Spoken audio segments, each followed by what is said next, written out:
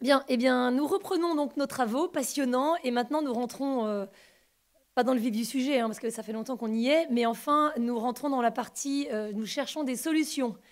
Et vraiment, c'est notre objectif, hein. C'est une forte demande que les travaux universitaires ne restent pas désincarnés, mais qu'ils puissent être mis en pratique, hein, pratiquement en sortant de cet amphi.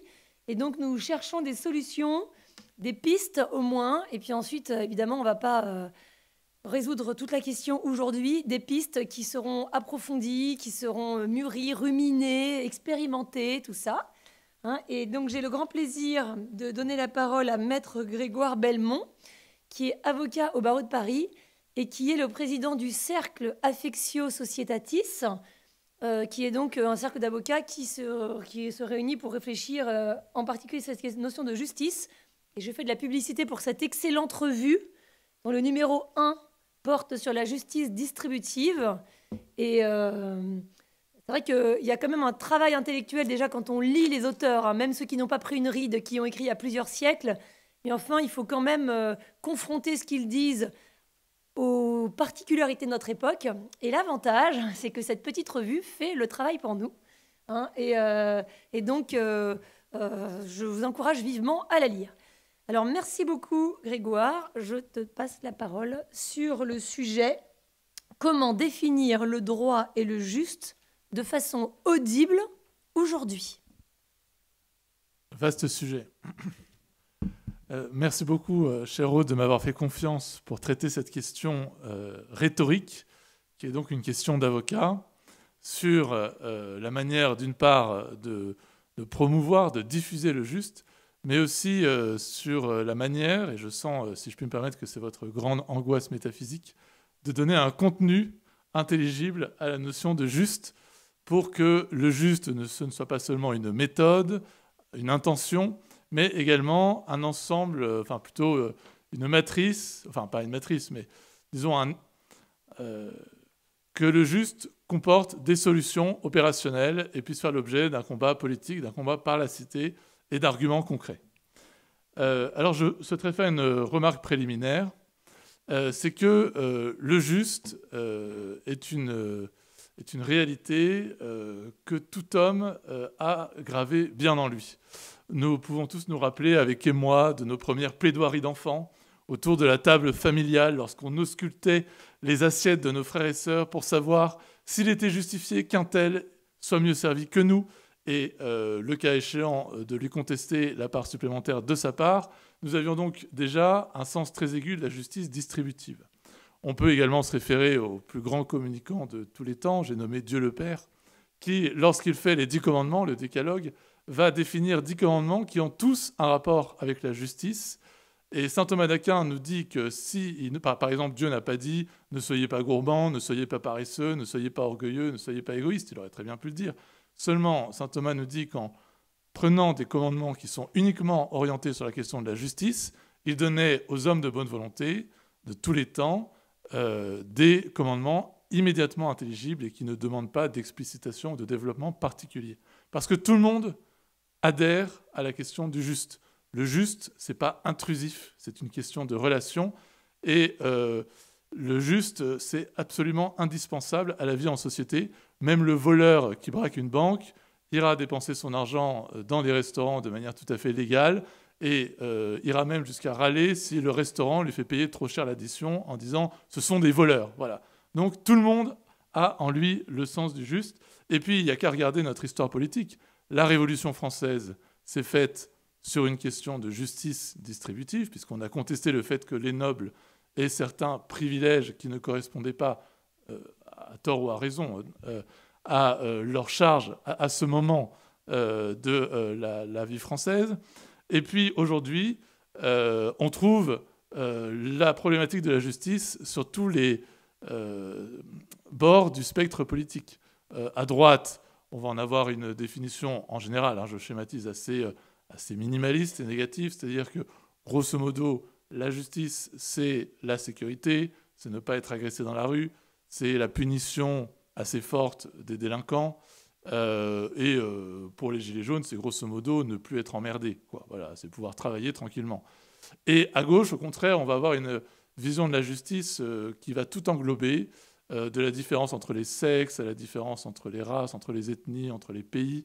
Et on va vouloir refaire la nature parce qu'on estime que la nature est en elle-même injuste. C'est Albert Camus qui le dit très bien, la révolution est la révolte de la justice contre la grâce par des moyens rationnels. Seulement voilà, ce souci du juste un peu épars qu'on voit dans la société, il faut lui donner une cohérence, une objectivité pour que notre discours soit audible. Et pour cela, bien comprendre que le juste doit se détacher des individus où on le cantonne aujourd'hui en disant que c'est à partir des droits subjectifs qu'on va rebâtir le droit. Si je peux prendre un exemple assez simple, prenons l'exemple des règles du football. Quand on a défini les règles du football, on a pris en considération une vision globale de ce sport. On a essayé de faire en sorte que chaque équipe ait les mêmes armes pour mettre le but en face. On a essayé de donner à la partie une certaine fluidité. On a essayé de faire en sorte que les joueurs évitent de se faire mal les uns aux autres, donc suivant une vision d'harmonie par rapport à l'esprit du jeu, par rapport à la nature du jeu. Aujourd'hui, si on devait recréer les règles du football, on ne ferait pas du tout comme ça. On ne partirait pas de la partie et de sa nature, on partirait des joueurs. Alors on se dirait, voilà, alors il y a des joueurs, ces joueurs, ils ont des droits. Voilà, alors ils ont quand même le droit d'avoir la balle. Hein, et c'est pas gentil que tout le monde n'ait pas la balle. Donc on va prévoir des temps où tout le monde aura la balle alternativement pour qu'il n'y ait personne qui soit laissé sur place. Et puis aussi, on a le droit de marquer des buts et on a le droit de défendre. Et seulement comme le droit d'attaquer va aller contre le droit de défendre, parce que forcément l'attaquant ne veut pas qu'il y ait un défenseur contre lui, eh bien on va faire un contrôle de proportionnalité pour savoir, pour que le droit d'attaquer ne porte pas une atteinte disproportionnée au droit de défendre. Et comme c'est très difficile de faire un contrôle de proportionnalité, parce que finalement le critère de la proportionnalité n'est pas très défini, en fait c'est le juste, mais on ne le dit pas, eh bien à chaque fois on va demander à l'arbitre de faire ce contrôle et de dire s'il y avait une atteinte proportionnée ou pas. Et c'est ainsi qu'on en arrive dans une usine à gaz absolue qui s'appelle le droit moderne et qu'on serait bien et qui malheureusement est en train de s'appliquer à tous les secteurs du droit, au droit des sociétés, etc. Et au droit de la famille évidemment. Si donc nous voulons définir le juste de manière audible, il nous faut repartir, il nous faut sortir des individus et il nous faut repartir d'une vision globale, d'une vision d'ensemble du corps social. Et nous serons crédibles si nous arrivons à avoir une définition du juste qui non seulement concerne la question de la sécurité, comme on l'a vu tout à l'heure, mais aussi la question de la justice sociale, qui est la question politique par excellence. Alors, la définition classique, vous la connaissez, on l'a dit tout à l'heure, donc je ne vais pas insister dessus, c'est la justice, c'est la vertu qui consiste à vouloir rendre à chacun le sien, rendre à chacun ce qui lui est dû. Et nous dit saint Thomas d'Aquin, le droit, c'est l'objet de la justice, donc c'est le juste milieu, le point auquel chacun aura ce qui lui revient.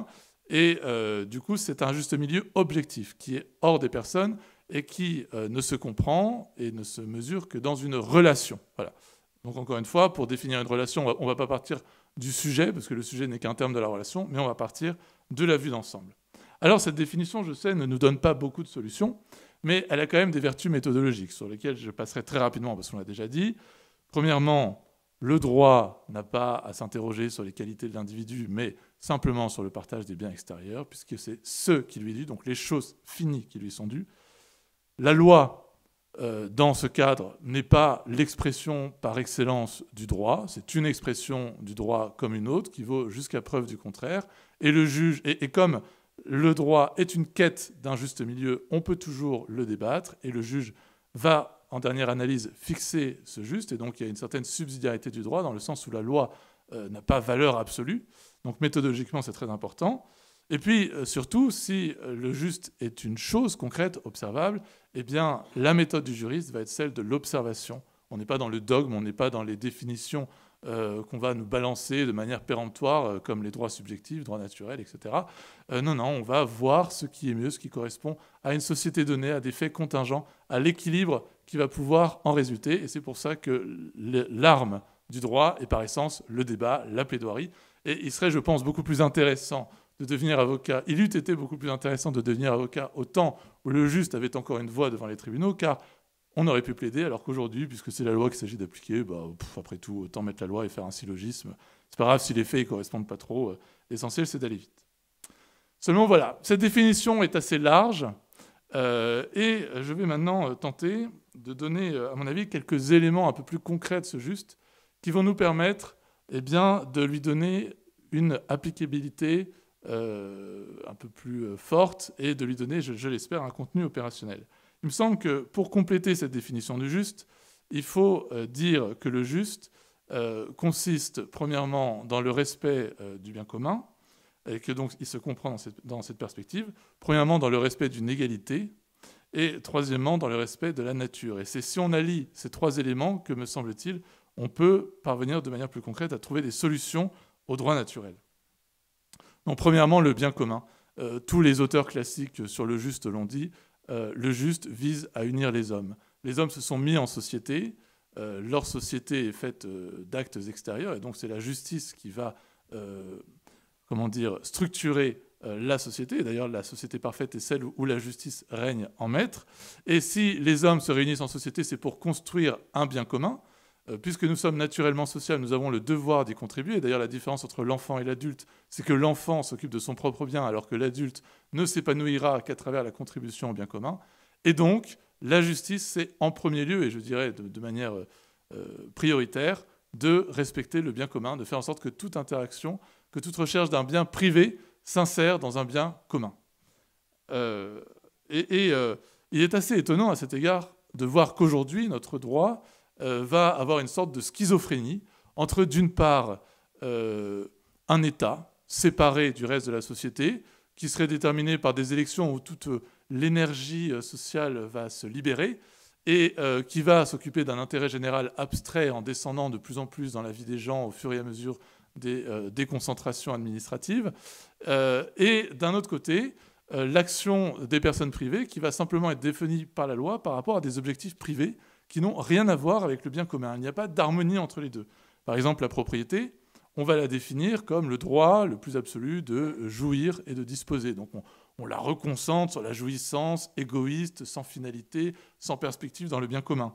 Le mariage, de plus en plus, on va le subjectiviser pour en faire une sorte d'aménagement de la vie commune, mais sans aucune considération pour les enfants, la génération, la pérennité des familles, etc. Donc encore une fois, on le sépare.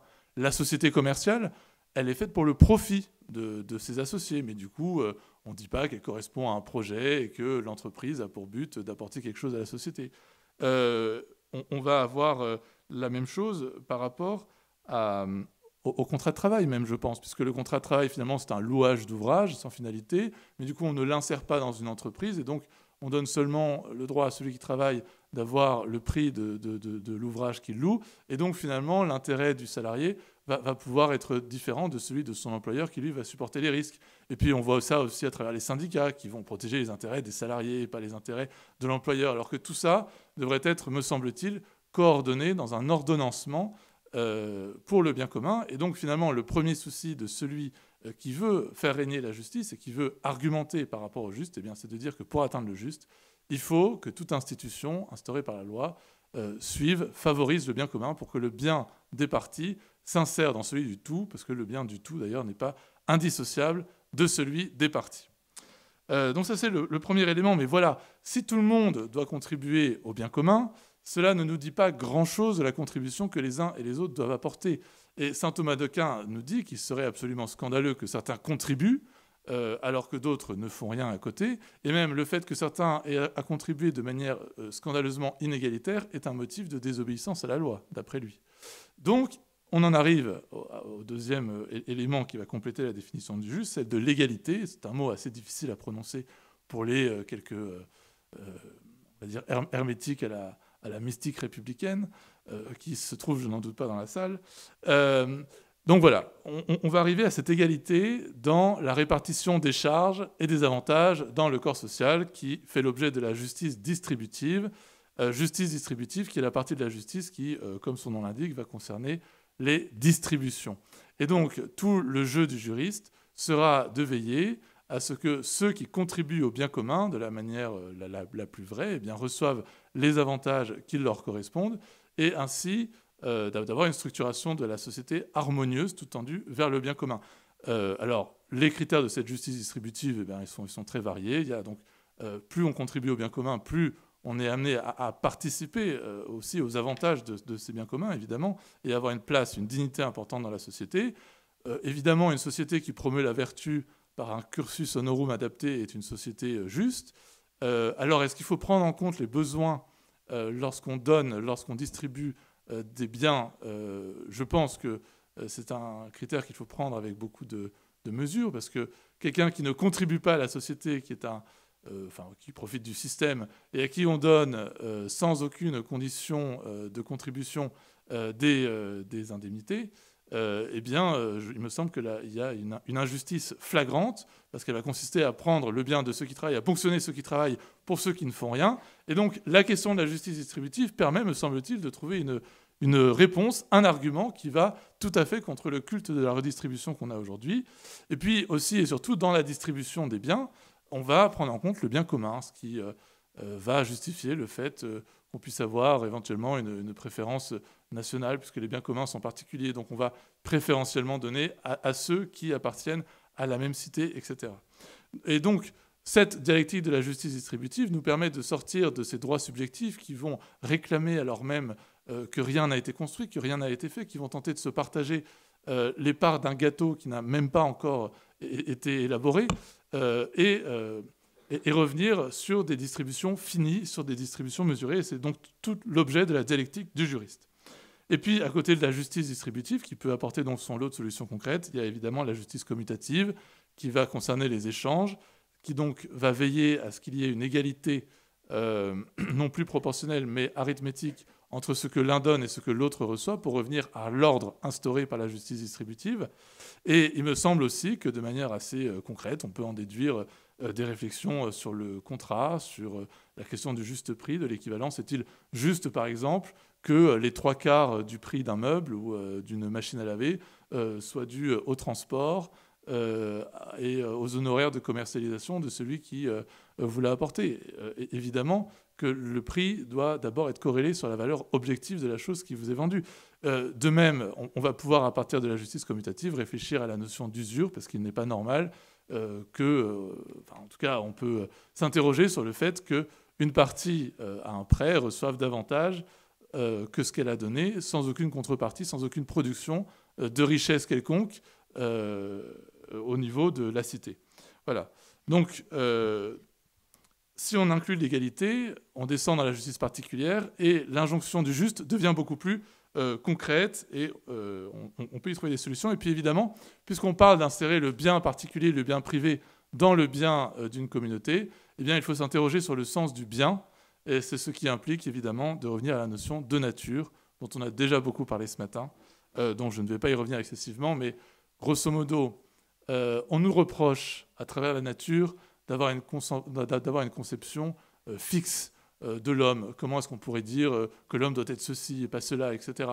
Alors que je ne connais rien de plus fixe et de plus péremptoire que les droits naturels, qui se fonderaient sur une nature qu'on a bien eu du mal à définir et qu'on n'a d'ailleurs jamais définie. Et puis ensuite, la question de la nature et du droit naturel, c'est une question dynamique.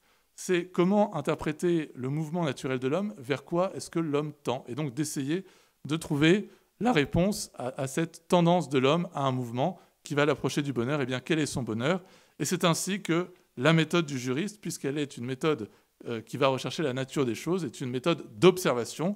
Par exemple, saint Thomas d'Aquin a de très belles pages, alors on ne va pas y revenir puisque ça a déjà été évoqué, sur le mariage, où il va s'interroger sur la nécessité d'éduquer les enfants sur le temps long et sur les relations longues qu'entraîne naturellement la régénération humaine. Et donc, il va en déduire que le mariage est indissoluble, que le mariage est monogame, etc., etc.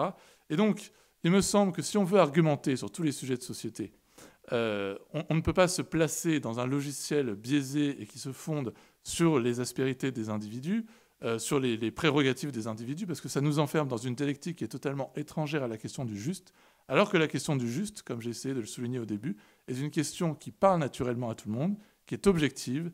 Et donc, revenir à cette question du juste et prendre le temps de dire ce qu'est le juste avant de démontrer pourquoi l'injuste est injuste, eh bien, c'est gagner beaucoup en argumentation.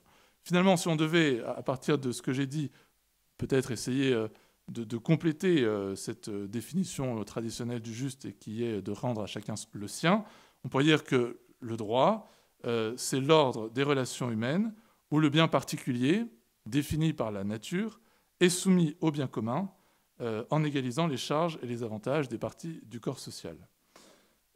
Et ce faisant, voilà, nous sortons de la dialectique mortifère qu'on veut nous imposer. Pour prendre simplement un exemple, vous avez la question de l'avortement. On a voulu nous enfermer dans la dialectique d'un droit à disposer de son corps qui irait contre un droit à la vie. Alors, nous, en face, on a comme une tendance, du coup, à défendre le droit à la vie, alors que le droit à la vie n'a absolument aucune consistance. Si la vie est un don, et si la vie peut être reprise à chaque instant, pourquoi est-ce qu'on aurait un droit à la vie? Pourquoi est-ce qu'on demanderait à un militaire d'aller se sacrifier s'il a le droit à la vie? Pourquoi est-ce qu'on prendrait la vie du militaire qui est en face s'il y a un droit à la vie? Et donc, en nous enfermant dans cette dialectique fausse, eh bien, on nous fait oublier la seule vraie question, qui est celle: a-t-on le droit de tuer un homme innocent? Évidemment, si on commençait à argumenter sur ce point, eh bien, nos réflexions seraient, je pense, bien plus convaincantes.